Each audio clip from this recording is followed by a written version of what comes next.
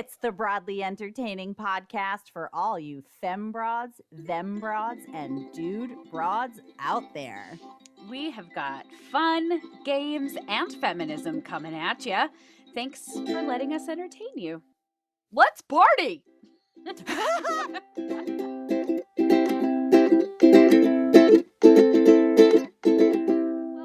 Welcome. I am Jonna, and I'm usually the last person you'd come to talk about sports. Ooh, enticing. I am Jamie, and I am ready to celebrate all kinds of love and romance. Ooh.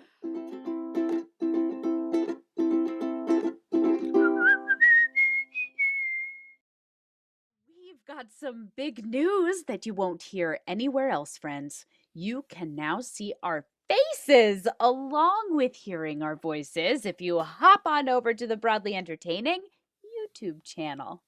Ooh, yes, we are just audio and video editing fools over here. Or just fools in general, because we keep giving ourselves jobs that, honestly, based on our skill levels, no one would hire us to do. Hey man, in Shakespeare plays, the fool is always the character with the most wisdom, and we are definitely just continuing to learn and learn and learn about how great it would be if we could afford to hire professionals. Yeah. Yes, well, we will sure know what jobs we are handing off to those professionals when the time comes that we can do that again. Mm-hmm. Anyway, I guess soon I will have to start making myself presentable for these videos too. I'll have to, I don't know, put on pants and wash my face. You do only what feels right. You do only what feels right, and no one can see you below the waist unless you want them to see below the waist anyway. So, where would you want down there or not? True enough. True enough. I have been outside today, so I do have shorts on, and I did not sleep in this shirt. Just for the record, just putting it out there. But it's it's weird. It's like it's an acting exercise where you wonder if the director is an absolute genius or a creepy predator. You shall rehearse without your pants.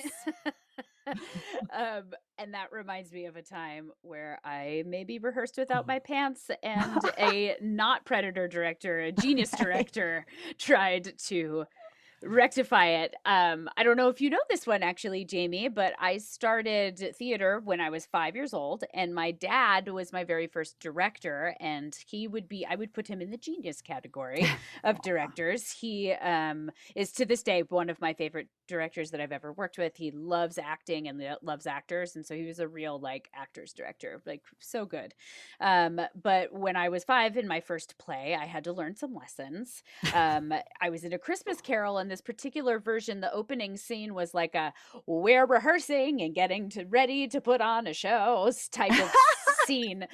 So we were all in our rehearsal costumes, right? And there was this other cast member who I just wanted to be just like. She was beautiful, and I just wanted to be just like her. She had this platinum blonde hair, and her rehearsal scene costume was her dance shorts and a leotard and some ballet flats, but she also had her makeup done, so she had a bright red lip, and she looked fabulous. And I decided that my costume that I was assigned, which was a ankle length rehearsal skirt and leotard as well, or whatever, was not gonna do it for me. And I just took that rehearsal skirt off, and I was probably just wearing red leotard. I don't think I even had shorts on. And I probably stole that girl's lipstick and put it on. And I was 5, so it was probably just it was probably just not very accurate. And my job was to do cartwheels across the stage, and I got about halfway across, and I remember so vividly my dad stopping rehearsal and was just stop, because this 5-year-old lips with legs was just whipping her legs fucking across the stage, and it was just what are you doing? So I learned a couple of lessons. One, my dad clearly thought I was too young for bright red lipstick and no pants. And also, don't change the costume last minute like that. Directors don't really dig that when you just go rogue. They like it much better when you do what was agreed. Mm-hmm. Yeah, not every director is there for collaboration. And, even the ones that are, you have to pick the right moments. Not every moment is a collaboration. Right. Exactly. Aw. Yeah. Well, yeah, that sounds adorable. I did not know that story. I'm glad I do now. And yeah, that is absolutely a success because you learned a little bit more as an actor about how to exist in that professional setting. What a professional 5-year-old. You have no idea. So I'm going to continue on this topic that I am going to call foolishness with positive outcomes. Can we jump? Can we jump that let's way? do it. Let's jump. I love a silver lining. I love foolishness. I do know these things. I appreciate these things. And in the interest of continuing to share our story with our listening friends, how about we share some of Broadly Entertaining's successes that are failures that are successes? Yeah. I like where you're going with this. And immediately what comes to mind was it wasn't our first bar gig because that was Catfish, and Catfish is awesome and we love Catfish. But it was our second bar gig, and we got a lot of work out of them, but it was not a bar that like Jamie and Jonna would hang out in. It wasn't like our kind of a bar, but it was a gig, and we had several with them, and we ended up meeting our first private client through them. And so a lot of positive things came out of this gig, but these people were very much not like us. And I remember the first time that I really realized it was we were doing a trivia night there, and we didn't see eye to eye on content, which trivia content was one of the major reasons we got into business together, is because we were noticing that what we were presenting it wasn't a reflection of what we were seeing. It didn't jive with what the audience we were seeing. And so we were like, we'll do better, and we'll represent marginalized people better, and we'll just do this better. Anywho, we asked a trivia question about the first openly gay congressperson. And they gave us feedback on saying that question was a little too political for us to ask on a trivia night. And to us, we're just like, this is just history. And it's just a fact, and we are wondering if you know it. Do you know that fact? That's all this is. But that was I don't know. We clearly don't work for them still, and we didn't work for them for too much longer after that. But that was definitely we succeeded in just presenting ourselves the way we want to present ourselves.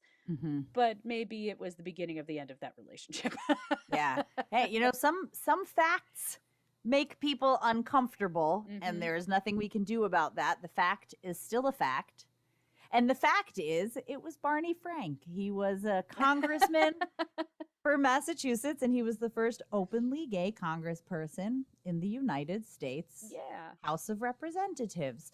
And yeah, talking about facts that make people uncomfortable, that we think absolutely should not make people uncomfortable. That reminds me of some feedback we got at a different bar.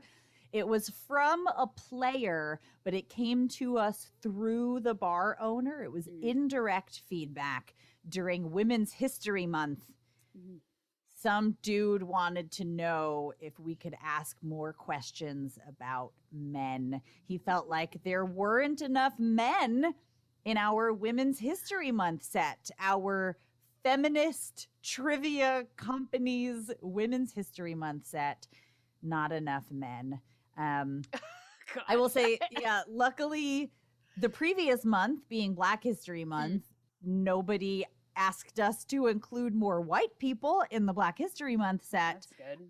It is good. I don't know. Somebody may well have had the thought, but at least they had the, the composure of mind to not share that thought with us. Yeah. And it's a failure in that we could not bring that person along with us in that moment, but it was a success because it meant that we were doing something that was unusual and that we were putting something out there that people hadn't really encountered before. And maybe the people who didn't speak up were really psyched that we were doing that. And somebody just had the absolute chutzpah to say there should be more men in our Women's History Month set, but maybe we planted a seed. Yeah, move the needle a little bit. I like that. Mm-hmm. And that wasn't the last of it. And I'm sure we will continue to experience this as we are very open about our political and social standings as a company, which more and more people do all the time. People Mm-hmm. want to give their money to people that share their values. And we enjoy working for people that share our values. So for us, it is a major success when somebody who shares our values finds us. That means that we're doing something right. Like when we get queer couples that come to us, that's like great because it means that we're doing something right, that they found us and felt safe enough to want to reach out to us to do their wedding. Mm-hmm. So that's a major win, right? Yeah. But so what if we alienate a half that doesn't believe that gay people should be married? At this point, I just feel like there are things that are more important. Absolutely. And the idea that it's a half, I think, is misleading anyway. That's absolutely true. Yep. But I do agree it is nice, even just from a strictly entrepreneurial perspective, when we find out that our marketing is successful and that we are drawing the clients and the people who are able to find and like what we're putting out into the world, because you don't always know if your marketing and your advertising is successful or to what degree. So that's very cool. That's very cool. We did potentially lose a gig recently that honestly, would have brought us some bank, that just on a personal level, like I would have been nice to know that my rent was covered for a few months because of this one gig. We had a client that came to us in 2020. We'd only ever worked together virtually. Jonna, I think you know where I'm going with this. I do. And we had a great opportunity. We were invited to create and present some entertainment for their first in-person retreat in several years now. But we found out that retreat was taking place on land that was owned by a slave trader, by an enslaver, and a seemingly proud one at that. I mean, I guess a lot of them probably were very proud of it, but even the owners of the land now, they didn't really delve into their history. They were just like, this used to be owned by this guy. And we looked up who this guy was, and he was not a good guy. But we wanted the job and we wanted the opportunity to present something that just acknowledges the truth of history and that gave this client's employees a safe and enjoyable way to be on this land that may otherwise make them feel very unsafe and uncomfortable in a setting that's supposed to be fun for them. They're supposed to be relaxing and getting together and playing games.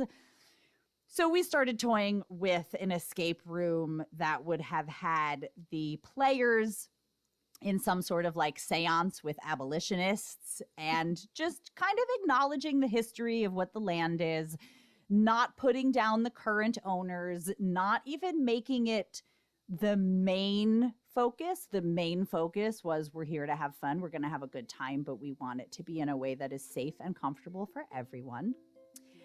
And we did not get that job. And we don't know for sure if that is a coincidence or if that is why we did not get that job. But sometimes not getting the job is a success because it means that we were able to stick to our grounds. We were not complicit in a way that we don't want to be complicit in this world. And who knows down the line what that might blossom into. Yeah. I don't know. I think it's time for a game. Let's boost this up. Let's get a little game time in. I love playing games with you. Same. Do you have a particular game in mind? Well, since you asked, we are actually recording this episode just after Memorial Day weekend, which is sort of the unofficial, yay, it's summertime here in the US of A. And summer always makes me think of road trips, which I love, and I am far overdue for one. I just love a field trip. A field trip. You could take a field trip on a road trip. You stop at the sites on the side of the road. You check out the world's biggest rubber band. You go to a museum, you know. Yeah, all those things. Yeah. But one of the things that I love to do on a road trip is play games. And I love a good road trip game. So maybe that's our game. Oh, a road trip game. Yeah. Yes, you do love a good road trip game. Almost as much as you love a Silver Lining and Foolishness. Oh, I love Foolishness. Okay, so road trip games, awesome. A few definitely come to mind. And I'm going to keep putting this on your shoulders because I wonder what road trip game you think we can play since we're not road tripping. Not on the road? I was thinking we could play Who Am I? Oh, a classic. Yeah. I love it. It's like 20 questions, but you already know that the answer is a person or, you know, an animate being of some kind. Right. But we're not on a road trip, so we can't have this last forever, 5 hours while we're on a road. So I thought that we could make it a little more challenging and cut it to 15 question cap. But we can help ourselves a little bit by choosing a category. And then we could take turns, one yes or no question at a time, back and forth. And at the end of 15 questions, we'll just have to guess our answer no matter what. Okay, that is definitely a challenge. I'm not sure I've ever gotten a Who Am I in 15 questions. But I like that we can put a category onto it. How about, what do you think about cartoon characters? Yes, I think cartoon characters is perfect. Okay. Can I ask first? Okay. Okay. My first question is, am I female? No. Am I human? Yes. Am I human? No. Am I a child human? No. Am I an animal? Yes. Am I a Disney cartoon? No. Am I would I be considered an adult cartoon? Yes. At a point in your story, yes. No, not adult age. I mean, like the cartoon show that I'm in, is it adult versus a children's cartoon? No, not specifically. Okay. No. Oh, okay. I squeezed in some extra information out of that one. I didn't mean to. Am I a main character? Yes. Am I a main character? Yes. Do I have a job? I don't think so. Okay. It's not relevant. No. Then. Okay. No. Am I a Disney character? Yes. Was I created after the year 2000? No. Am I a dog? No. Was I created before 1990? Yes. Oh. Am I a cat? Yes. Was I created before 1980? Yes. Am I a black cat? No. Am I female? Yes. Was I made after 1990? Yes. Am I a television show cartoon?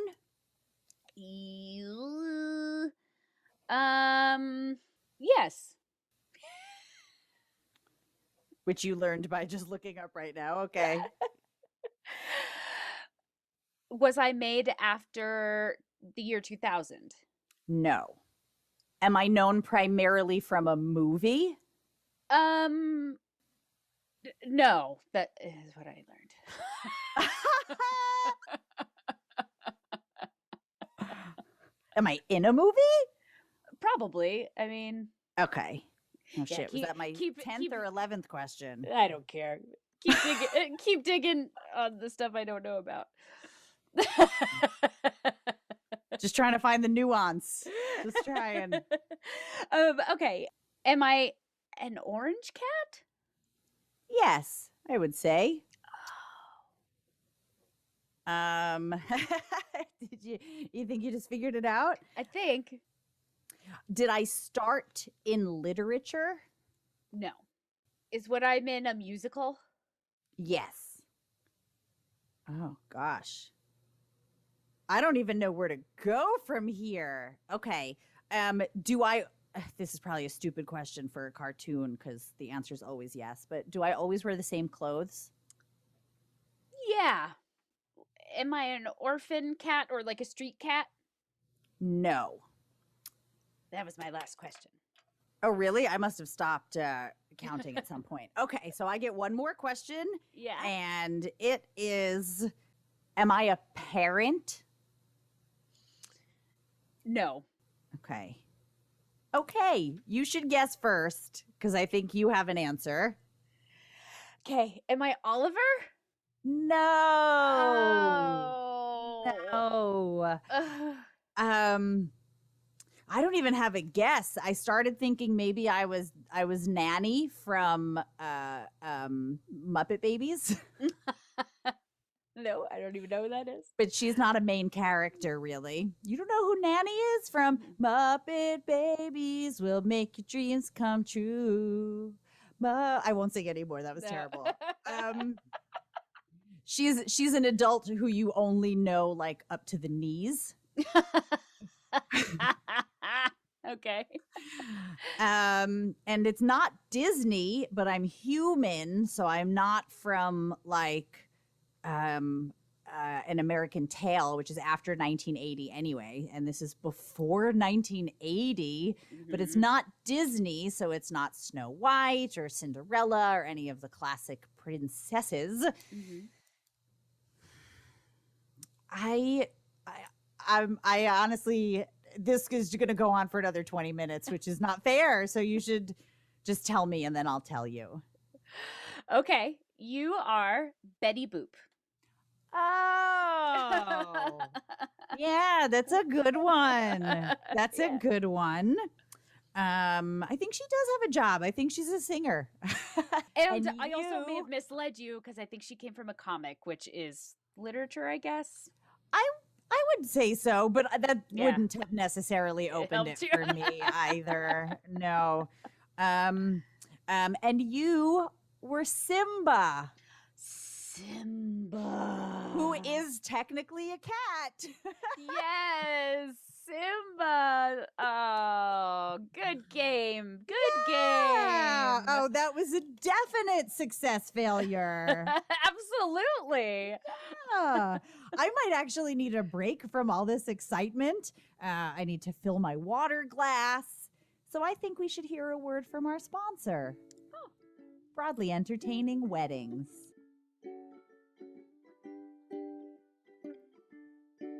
Love is love is love, and it's also a beautiful motivation for marriage.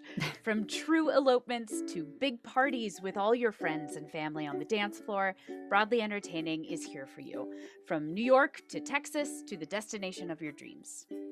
With a team of ordained ministers, event planners and coordinators, musicians and DJs, we are ready, willing, and able to support your wedding.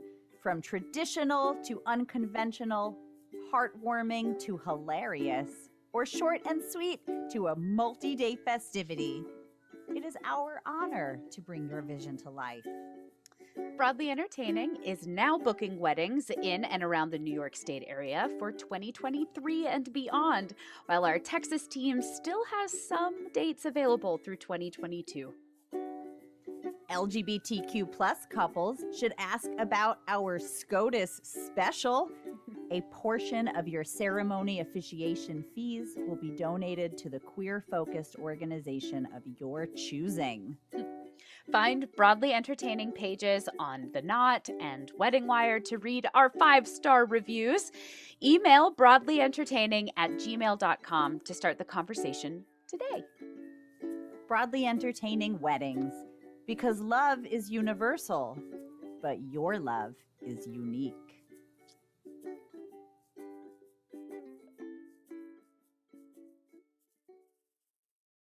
Now it is time to celebrate women in our ongoing segment, Be a Feminist. And I am going to kick it off this month with a little sports for you. What? Surprised? Oh, I know. I don't always talk about sports, but I just happened to come across this NPR article, and I thought that there was some really great things that I could pull from here to just share with you really quickly. First things first, a surprise to no one, but in 2020, annual earnings for women in the U.S. were just 82.3% of what men earned. But in the WNBA, in particular, the gap is even wider. It's kind of crazy. The average NBA base salary this season is about $5.4 million compared to $120,000 for the WNBA base salary, which is insane. So that means that the NBA players make 44 times what the average WNBA player makes. And there's a couple of things that, I mean, I'm sure that any dude listening to this is probably going to be like, well, they play fewer games, and which is true. The WNBA plays 36 games versus 82 games in the NBA. So that makes sense. And there's a lot of stuff like the NBA has been able to be funded to make themselves a little more of a global company. Like there's just so much more opportunity that the NBA was given to make more revenue and to have more games and to do all of this stuff that the WNBA just wasn't given the same opportunities. In fact, they have been penalized for treating their players too well. In particular, Joe Tsai, who is the New York Liberty team owner. He also owns the Brooklyn Nets. But he took his players for an R&R trip type of thing in Napa for Labor Day weekend, and his players were quoted in saying like how great it made them feel, and it was lovely. And this is not a out of the ordinary thing for the NBA players to do. He also chartered private flights for them to go to games, which also sounds very fancy, but it's not really fancy when you are almost 7 feet tall and it's difficult to fit in planes. In fact, one player was saying that she has to pay out of pocket for her first class ticket to upgrade her ticket because they just said that I think it was the LA Sparks said that they can't afford to. But it's like, it's not just first class to be fancy. It's first class because I literally can't fit in coach. Like I am 6'8" and I cannot fit in coach. So Joe Tsai took them out this weekend and chartered them private flights. Again, nothing out of the ordinary, but the WNBA decided to give him a bunch of shit for it. And in fact, they said that they were in violation of the collective bargaining agreement between the league and its players, and that because of it, for the infraction, the Liberty was threatened with losing draft picks and even termination of the franchise. Eventually, they were just fined $500,000, but as we learned, that's almost 5 women's salaries on the WNBA. So the WNBA fined the team for treating them too well. So luckily other women sports like the women's U.S. soccer team have sort of trailblazed on a few things. I don't know if you guys remember this a ways back, but their practice facilities have been upgraded. They sued the NCAA. Oh, sorry, that wasn't soccer. See, sports. This is why I don't know about sports. But in the NCAA, you may remember that their practice gyms, their practice places, were far less equipped than the men's teams. And so that sparked a lot of good things happening out there. The U.S. Soccer agreed to pay $22 million in back pay to members of the U.S. Women's National Soccer Team as part of their settlement for suing them. So, things are moving in the right direction. But I just thought I'd share that article with you. Nice. Yeah. Love to see a wage gap closing. Love to hear about back pay. But god damn, a $500,000 fine for like going on a team building outing. Yeah. That's crazy. Yeah. I have a Be a Feminist this month that is definitely not about sports. And I think it's just going to be a little lighter and more fun in general of things we have talked about in the past. So I watched a documentary yesterday called Naughty Books, and it followed 3 authors, Kristen Proby, CJ Roberts, and Kelly Main, who I think at least 2 of those are pen names.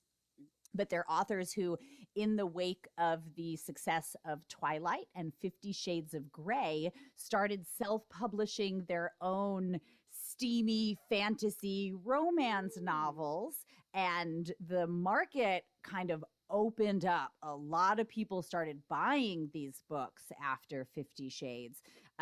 So it follows these women on their journey, leaving their, 40-hour a week, whatever their previous traditional jobs were, showing how they were able to buy a house and be the breadwinner for their family based on their literary success. But then how the market itself became flooded with lots of people self-publishing romance novels, and how it became hard to stay on top and keep that success going.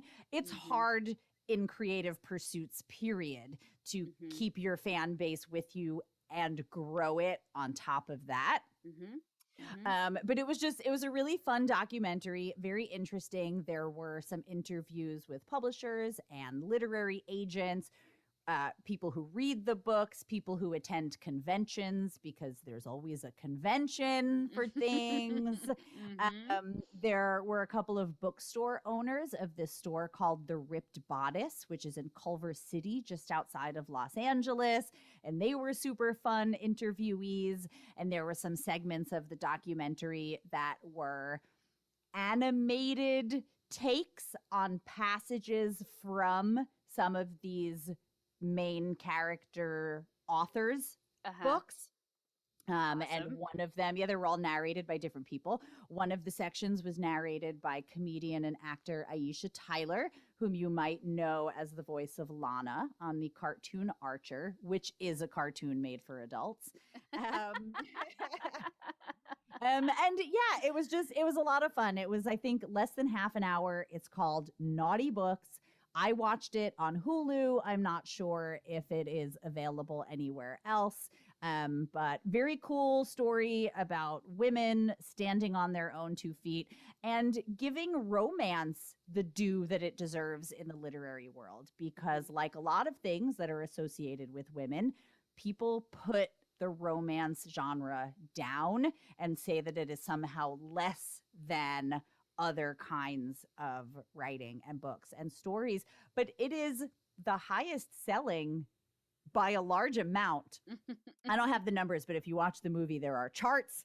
It is the highest selling, most financially successful genre. And yet people still try to find a way to poke holes in its legitimacy.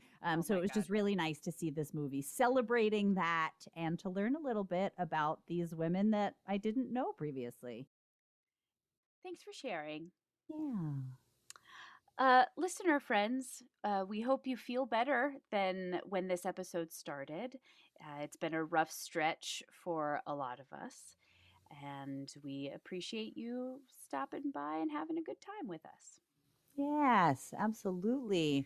Check the show notes for links, a transcript of this episode, or more information on broadly entertaining events and offerings mentioned in today's show. The Broadly Entertaining podcast is written and produced by Jonna DeGesso and Jamie Rossler of Broadly Entertaining. Jonna writes and performs all the theme music and segue songs and is also in charge of sound mixing and podcast audio editing. Jamie takes care of the transcript and the episode's video version on YouTube. If you like what we do, please rate, review, and follow us in a podcast feed. Share us with a friend. Venmo a tip to Broadly-Entertaining, or click the support button at anchor.fm/broadlyentertaining. You can always find out more at broadlyentertaining.com and follow us on Instagram at broadlyentertaining. Thanks for joining us, Broads, and we'll talk to you again soon.